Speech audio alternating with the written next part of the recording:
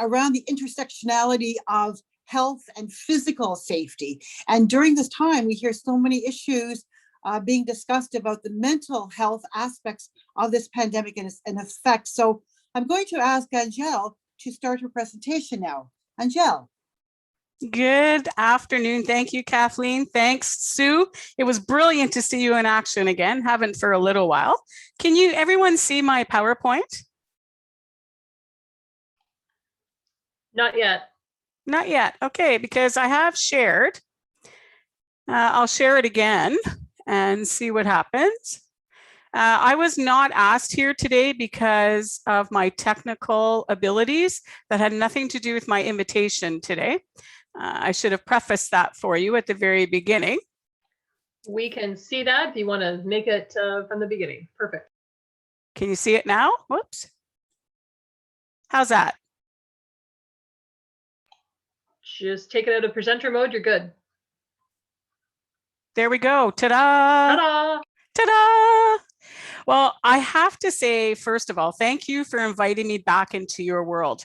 I used to work in your world many, many moons ago, and I had forgot a couple of things: how fun you are, how professional, how much joy you have, and you have this uncanny ability to just laugh at yourself at everything that's going around you. Right now, I work in the health and safety system of Ontario. My primary role is neck up. Safety, and I'm helping Workplace Safety North design a suite of mental health offerings. And just as we started going along, COVID happened. So it's really creating a lot of learning opportunities for us. And that's how I like to look at challenges. They're learning opportunities. So the conversation we're going to have today, it belongs to you. It doesn't belong to me.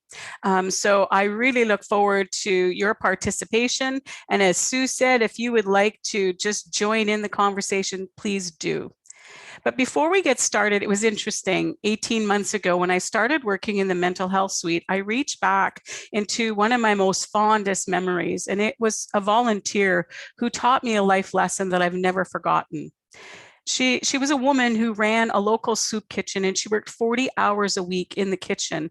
And at night, she would go home and write thank you cards at her dining room table. And she explained to me it didn't matter if it was a child who had donated a pair of mittens or if it was a businessman who had donated $10,000. She took the time to send a note of gratitude to each and every person. So fast forward 30 some years, I myself have now written over 10,000 cards of gratitude, and I'm going to challenge you later on to write your own. But what I didn't realize was the power of gratitude and its ability to help me with my own mental health and building resilience. So when I give you the challenge, I hope you take me up on my offer at the end.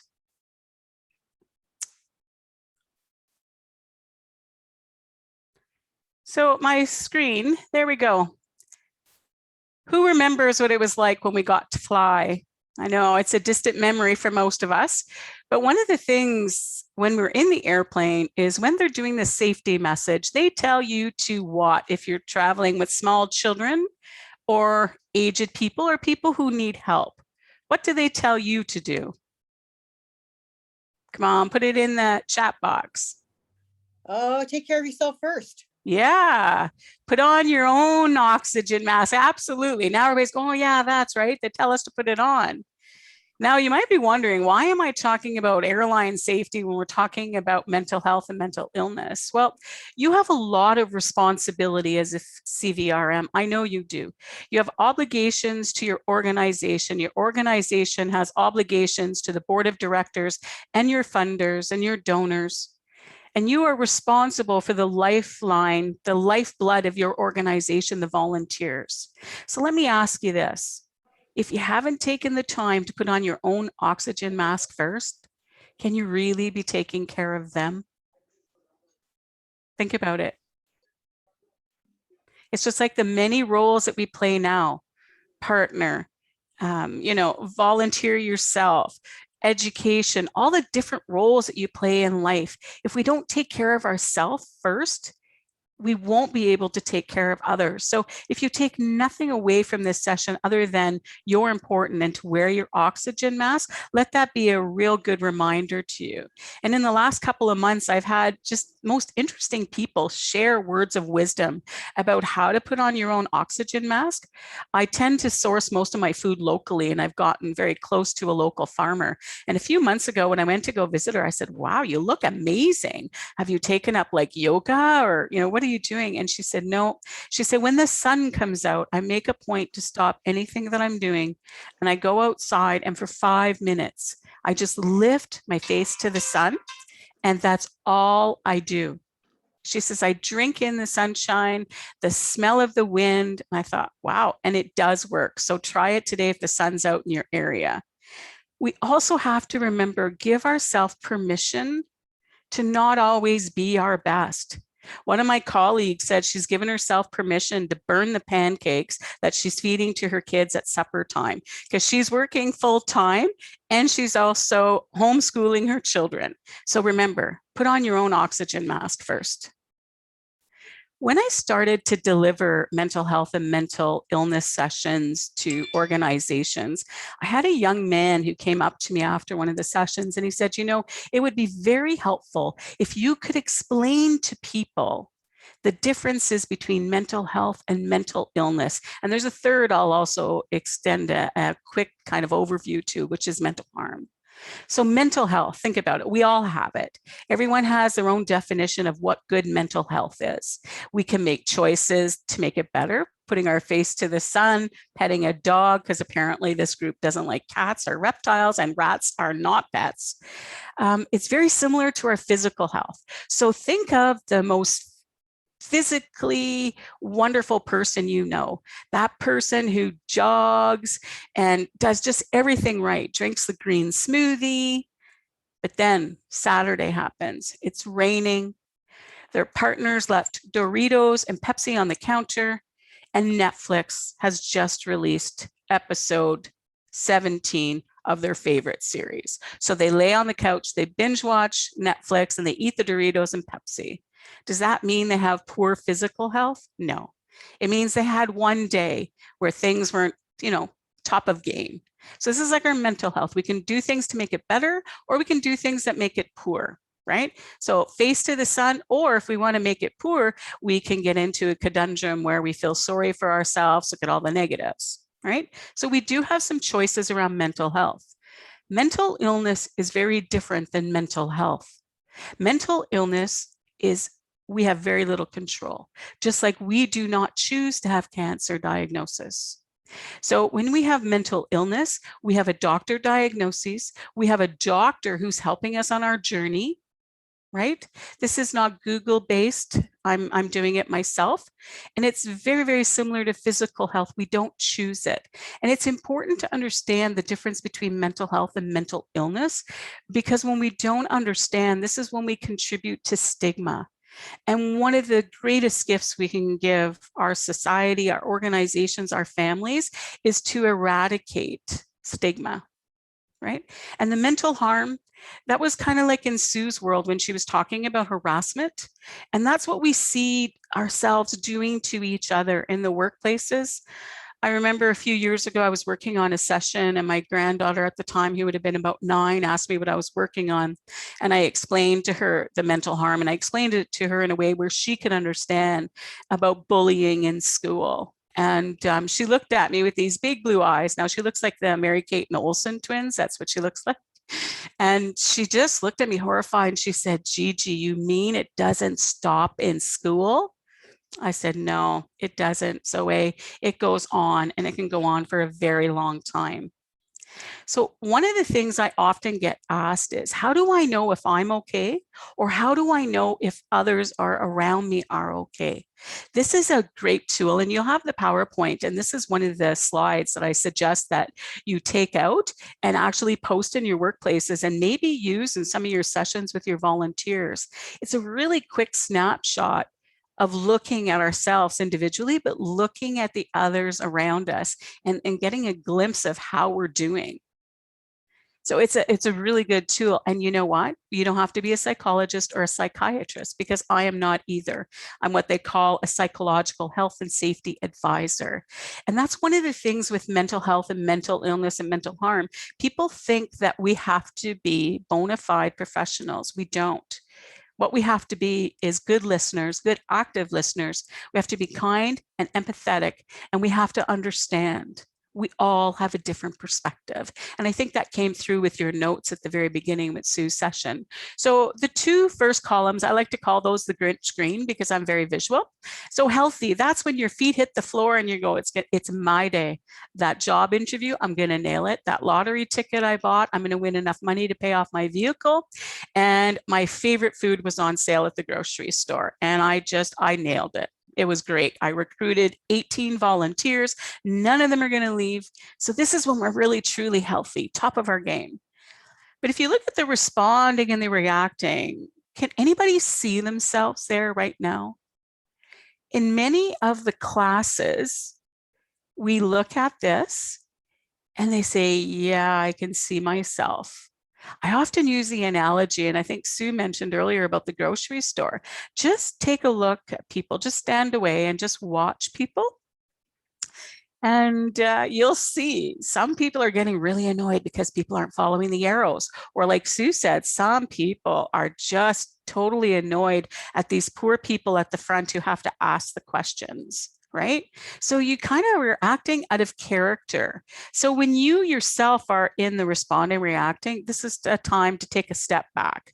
Start looking at some stress busters. We'll talk about them a little bit later, but this is your chance now to go back to healthy. Okay, so where we're in the Grinch green, we're still talking to mental health. When we move on the continuum, injured and ill, this is where when we have to seek professional help, either for ourselves or the people around us. This is no longer, I'm going to have a good day. I'm going to put my face to the sun and everything's going to be okay. This is where I need somebody to help me. And these are the differences. And there's some resources that are in your packages about where to call if you don't have a family assistance program, or if it's one of your volunteers. They may not be covered under your program, but there's community resources. And I strongly suggest that you get familiarize yourself with them. So is it okay not to be okay? What do you think? So, Angela, I have a question for you. Yeah, yes. When you look at this continuum, can you look at this at the course of a day or over a week, or how do you sort of know where you are? Is it something that you should just be thinking about all the time? You know what, Kathleen, one of the best things a client told me is they photocopied it, they put it on their computer, and every day before they went on to their workplace, they would check where they were. So different people will have different needs. If you're somebody who's moving along the continuum quite a bit, you might want to do it daily. If you're somebody who feels pretty confident that they stay in the healthy realm, it could be weekly or monthly. It is a very personal decision on how often you'll check yourself. Now, when you start looking at others with the mental health continuum, I don't think that you should have like a checklist, a piece of paper, and look at somebody and go, oh, check, check, check, check. These are conversations to have with people and introduce the tool to them. And I see, thanks for that, Kathleen. I appreciate that. And I hope that answers your question. And I see people are saying it's okay not to be okay during a pandemic. Absolutely. I host a series called COVID Conversations, and the very first one we did early last year was with 3 health and safety professionals, all women, and one of them said, it's okay not to be okay. Nobody gave me a pandemic handbook. I'm basically flying through this by the seat of my pants. And you know what? That's okay. What isn't okay is when we stay there. When we stay in the part of the mental health continuum where we're not okay. Does that make sense? It says somebody gets messages about there's such an emphasis on feeling resilient. I feel I'm not meeting the standards I'm supposed to. Well, interesting enough, we're going to cover resilience after, but you know what? It's okay not to be okay. And it's okay to tell somebody, I can't do that today because I'm not okay.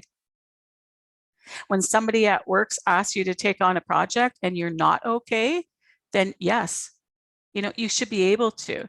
Is there somewhere we can listen to your COVID conversations? Are they recorded? Yeah, I'll send you some links. They've been really interesting. They've given me a glimpse into COVID. And, you know, one thing I've learned is if you're not okay, be brave enough to say you're not. And I'll share with you a very personal story. In December, I was to present mental health awareness to a mine. And what I had to do was drive 2 hours to get to the mine site and then go directly into the mine and deliver 4 sessions a day. So I'd be on the road from 4 a.m. and I wouldn't arrive home till 9 o'clock at night. Just that in itself was a bit too much for me to actually handle. And then you know, to add to it, my ex-husband was going to be in the audience. That was the last one for me. I wasn't okay. So a week before they were to happen, I picked up the phone and I called my client. I said, you know, I just can't do this. I can't. I'm not okay. And for me to go and talk to your miners about mental health, while I myself have been in a very precarious place, I don't think is truthful. And you know what? He was very, very supportive. And these are miners, right? A new frontier looking at mental health. And yet he was really okay with me not being okay. And when I did see some of these miners after, they were all very, very kind to me. So that's my personal kind of, I'm not okay. And it's okay not to be. So, Angel, what I'm hearing you say is that we can be resilient in one area, but maybe not in every area every day. Yeah. And that it's a movable feast in that sometimes we're more resilient than others. Absolutely. I tend to look at it like I look at my 5 children. Some days are just great. And other days it's like, nobody should have let me be a mother, right? So I try not to beat up myself, and that's what I tell people. And people, you're right, they feel guilty. I see Laura has written, they feel guilty for not. And you know what, Laura, that's part of stigma. And we do some sessions around, you know, stamping out stigma and why people with mental health or mental illness challenges feel like they can't come forward. So resiliency, there's a lot of different things that you can do. Some people are built with resilience in them. It's part of their DNA, right? Just like my gray hair, DNA is built right in. But I used to work with a gentleman, his name was Brett Webb, and he was from Australia, and his background was in positive psychology. And he truly believed in the power of resiliency and the ability to learn it, even as adults. And he designed this for us, and it's called prunes. So people are visually said, so if we give them a prune to look at, hopefully you'll remember some of this. So the P is about thinking positive thoughts. We know that we have about 60 to 80,000 thoughts in our mind a day. That's a lot of thoughts, right? But if we want to build resiliency, those thoughts should be positive.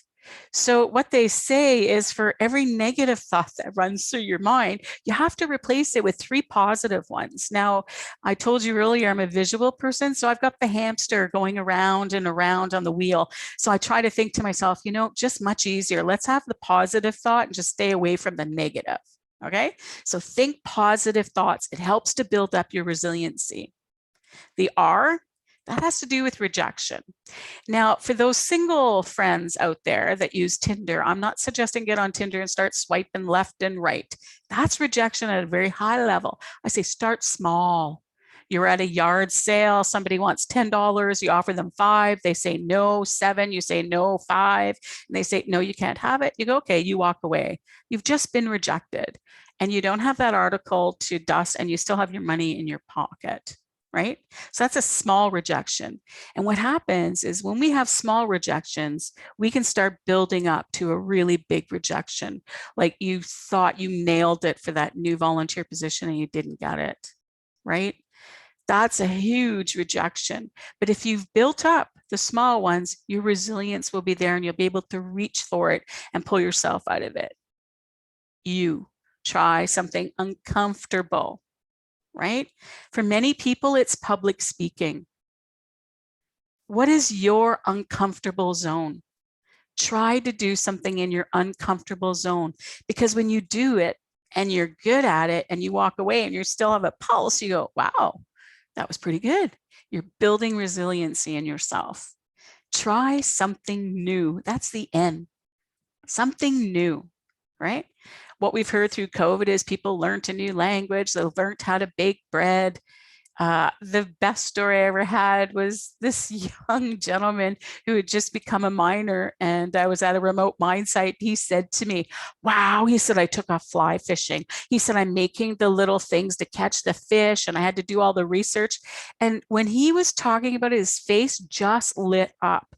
Like, this young man could have done anything after telling us about his fly fishing. Because he tried something new, he nailed it. He was building his resilience. And to be truly, truly resilient, we have to watch our energy. That's the E. So that energy is internal and external. Remember the days when we were in the office and we had those energy vampires and you'd see them coming down the hall and you'd think, okay, I'm just going to dig a hole and just go into it because anything they're about to tell me is going to be negative and I don't want to hear it. What they're doing is sucking the energy out of you, and you want to protect your energy at any cost, because what it does, it helps you build resilience. You know, so sometimes you have to make tough decisions and you have to let go of certain things and people in your life because they don't bring you positive energy, they bring you negative.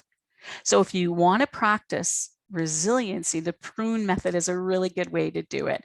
I've had people like cut out this and keep it on their desk and they say, well, every day I'm going to try to do either all of them or one of them. So it's up to you to decide how best that can work. So before we get into a little bit of resources and stuff, is there any other questions? I think, Angel, there was a question about the continuum that you showed, the green, the light green, the orange, and the red. Yep. Is where is the source of that? I will send you the source in a link, because what I'll do in the link is I'll send you, there's about 5 different ones that we use, and they're all from different places. So I'll send you the link to all. Thank you so much. And would I send it to Heather or yourself, Kathleen? If you could even put it in the chat during the break, that would be great. Because we'll have a transcription of the chat afterwards. If I don't get to it during the chat, then my promise to your group will be to get it to you. Okay, thank you. I appreciate that. Thank you so much. Jessica is saying for many, trying a new volunteer role can be a huge booster. Absolutely, it can be. Absolutely. So this conversation is yours, right? That's what we started with. And moving into your breakouts, these are some of the things that you can have conversations with. But it's also a tool you can take back to your workplaces and have a discussion with your volunteers, whether they're back now or they're coming back. And I think during Sue's conversation, we talked a little bit about we're all going through COVID at the same time, right? So we're all in the same journey, but we're in different boats. So some days I'm in the rubber dinghy full of holes and I don't think I'll ever make it to shore. And some days I'm on the riverboat fantasy. As an introvert, I don't have to see a lot of people. I get to hole up in my little cabin, right? So they're really good conversation starters. And we're going to talk about some stress busters too.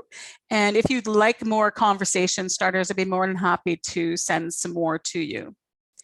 These are resources. I strongly suggest that you find a 1-800 or a 1-866 number that is relevant to your own community, because if you're having a conversation with somebody and there's a mental health crisis, you don't want to be starting to look through your phone for a number.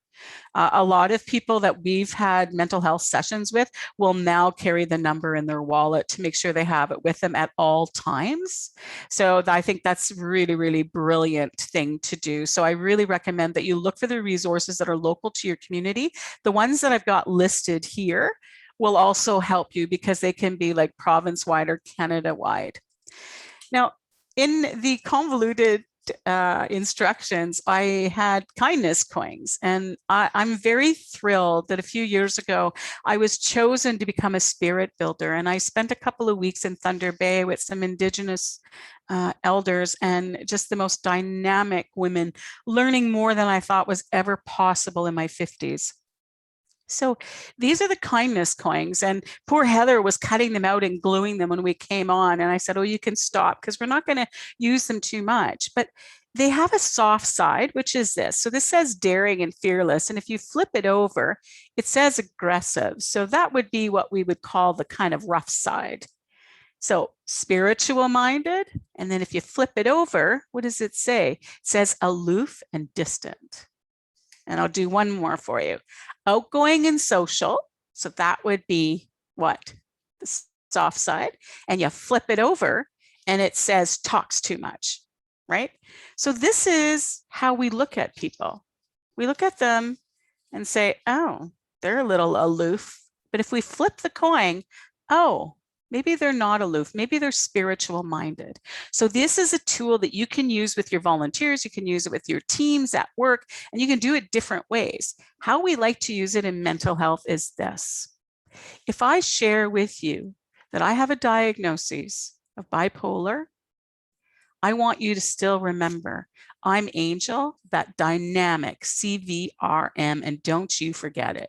See both sides of me. Flip the coin when you're talking to me, right? It's such an easy thing, but it's a reminder to ourselves. Flip the coin, flip the coin. We are two sides. Anybody who comes to you with mental health challenges or mental illness has two sides, and let these coins remind us of the two sides of the person. Now, this is a great exercise. So I want you to picture in your mind your very, very favorite smell. Your favorite smell in the world. It could be freshly mown grass. It could be fresh ground coffee beans, a bathed baby, not a baby that's been sitting in a diaper, but a freshly bathed baby, baked bread. So I want you to close your eyes and I want you to picture. And I want you to remember that smell. And as you're remembering that smell, I want you to inhale so that you feel it all the way down. Like really breathe. We breathe only enough to keep us alive. We don't breathe enough for our mental health. So breathe in and hold it. And when you breathe out, I want you to blow out all 57 candles that are going to be on my birthday cake next week. Okay? And don't forget to laugh, right? Find something that makes you laugh. Me, it's Schitt's Creek and my dog Reba. She's the one with her toenails. Yes, her toenails are done. That's her sister, my daughter, who thinks that's a really good idea to do the dog's nails, right? But they make me laugh. Children, my grandchildren make me laugh. So find something that makes you laugh. And when you are on the mental health continuum and you're moving, yes, hey, Alex, love Schitt's Creek. I'm on 4th time watching it. As you move along the mental health continuum and you see you're responding and reacting, close down work, find something funny to look at. It's worth it for you. And do you remember I started with, I've sent over 10,000 cards. You can print this out and send it to somebody. But for the first 5 people that email me to my email address, I will send you a card that I will address to you and thank you for being the person that you are and doing the work that you do through PAVRO and your organizations. But I'll also send you a blank card so you can take a moment to thank somebody in your life, and then you can reap the rewards, because both of yous are going to feel so much better. So thank you for inviting me back into your world. It's been my pleasure. And my email address is there. And if I can help any one of you, please reach out to me. So Kathleen, thank you for inviting me. And thank you to each and every one of you for the work that you do. Merci. Angel, what a gift you have given us today to help us put things into perspective. And as you said, wonderful that we are all in the same, going through the same experience, but we're not at the same levels of understanding this. And I think that's what we have to remember. And, you know, as I'm a great believer, and as many of you know, one of my foremost tenets is about being kind. And whether it's the two sides to the coin, or just having that conversation with someone and maybe thinking about where they are, I think it's really helping us, because not everyone has the same kind of resiliency skills or coping mechanisms. And, you know, it's just about, you know, we are all in this together. And, you know, at the end of this, we still have to work together. We still have to volunteer together. We are still contributing to make this world a better place because of our workplace and the work that we do in volunteer engagement. So thank you so much. I think between you and Sue, we've got a very good perspective on dealing with this challenge that we have in front of us, in looking at it through the mental and physical aspects, through the technical aspects of health and safety, but also remembering that it's people behind the health and safety.